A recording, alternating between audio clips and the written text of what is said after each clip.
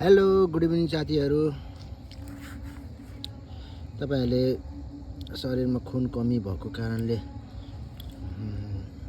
भनेको त सुन्नुभयो होला। यो झार देख्नु भएको छ तपाईले? यो वाला काँडावाला हो। यो काँडा जस्तो यो काँडा काँडा हुन्छ। भने यस्तो फुल पनि फुल्छ यसको।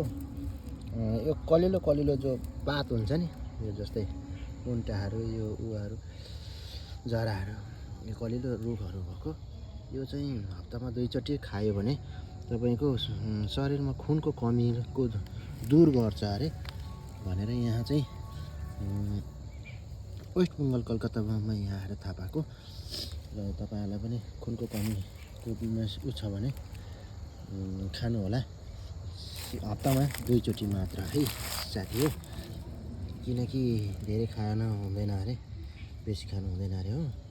त्यही भएर तपाईहरुले यो हप्तामा 2 चोटि खाने गर्नु होला। उता पनि तपाईहरुको त पाए भने र कसैलाई पनि खुनको कमी छ र आवश्यकता पर्छ भने यो खिलाउनु होला। उमालेर रातमा पानीमा भिजाएर खानु होला। धन्यवाद, नमस्कार।